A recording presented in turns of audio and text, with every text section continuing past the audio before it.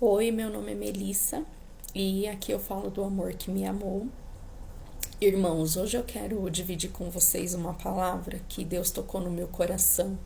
Se você não tiver interesse sobre o assunto, pode passar esse vídeo, ele não é para você.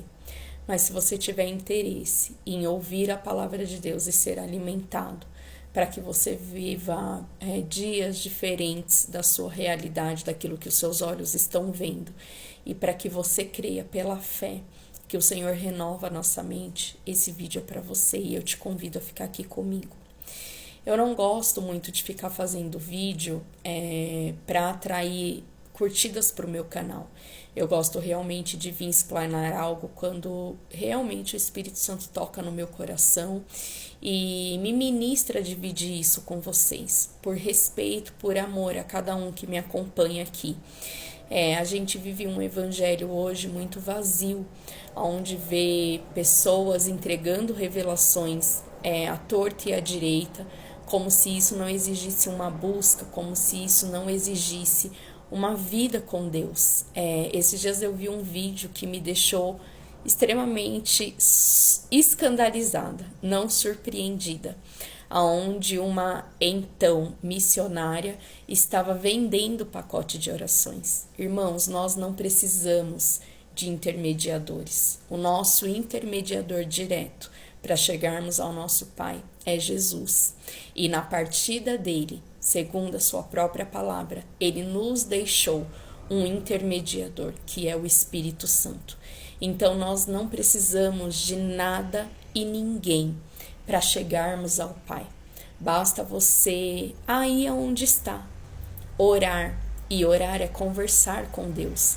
Assim como você conversa com um amigo, assim como você chega na casa dos seus pais e conversa com eles. É assim o nosso relacionamento com o nosso Pai.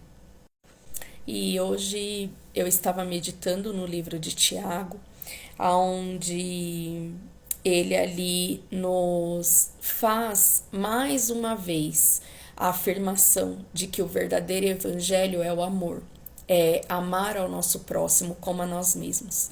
E um pouquinho mais adiante, no capítulo 2, fala sobre a fé em ação. E ali ele explana sobre a questão da nossa fé ser morta se ela não tiver obras, e da nossa obra ser morta se ela não tiver fé. E eu queria aproveitar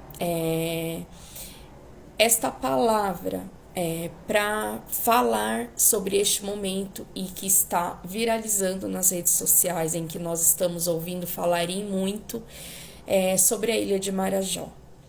E eu gostaria aqui de dividir a minha humilde opinião e de trazer a vocês aquilo que Deus tem ministrado ao meu coração, porque nós estamos vendo um movimento muito grande em relação a igrejas, em relação a pessoas que deveriam apoiar então a cantora que trouxe à luz, aquela mensagem aonde ali ela coloca toda a repulsa e toda a injustiça que ela vê o povo dela vivendo.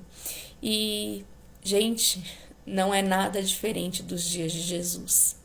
Basta a gente lembrar um pouquinho lá de trás de toda a trajetória de Cristo, quem o levou para a cruz do Calvário.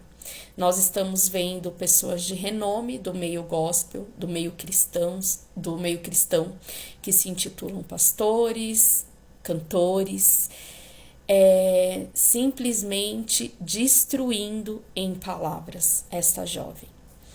E quem foi que trouxe essa destruição ao Senhor, senão o próprio povo dele? Quem é que julgou Jesus a ir para aquela cruz? Quem é que deixou Barrabás livre e condenou o Senhor, que era santo, senão o seu próprio povo?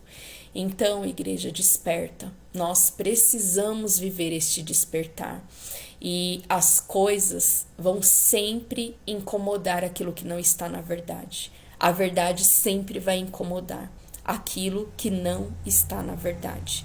E no livro de Tiago, no versículo 14 em diante, ele fala: amigos, vocês acham que chegarão a algum lugar apenas ouvindo, sem partirem para a prática? Falar sobre fé prova que alguém tem fé. Por exemplo, se você encontra um velho amigo desempregado e em situação difícil e vendo as suas lutas, você diz: meu amigo, Deus ajude você, seja abençoado e depois vai embora sem nem lhe oferecer nada, onde isso vai te levar? E eu quero aproveitar o gancho deste versículo, porque muitos estão sendo os movimentos e eu não estou condenando isso, que fique bem claro, para que ajude a instituição que já faz a obra sobre esta ilha. E o que eu quero chamar a sua atenção hoje é que o seu primeiro ministério é a sua família. Se você tiver condições de ajudar, ajude. Mas se você não tiver condições financeiras de ajudar, ore, interceda. A oração do justo pode muito em seus efeitos. E eu realmente acredito que esta jovem foi levantada por Deus, colocada na posição de ser julgada pelo próprio povo que se intitula o povo do Senhor, para trazer um despertar espiritual sobre as nossas vidas, sobre o que está acontecendo ao nosso redor. Muito se fala de missões, mas a maior e a mais importante missão é o seu próximo. E quando a palavra fala sobre o seu próximo, além de falar sobre você mesmo, está falando sobre aquele que te cerca. O que adianta, pela empolgação, pela religiosidade, você ir lá fazer uma doação, ainda que nós sabemos que pouco e muito contribuem para uma ajuda. E se você tem condições, mais uma vez eu te digo, o faça. Mas se você não tem condições, não se sinta pressionado ou diminuído por não conseguir fazer parte deste movimento. Deus, que conhece o seu coração, Ele vai recompensar as suas obras. E não adianta você fazer por outro aquilo que você não está fazendo por aquele que está perto. Como nós acabamos de ler aqui. O que adianta você encontrar um irmão desempregado e simplesmente dispensá-lo com um Deus abençoe, tendo condições de fazer algo por ele e não fazer?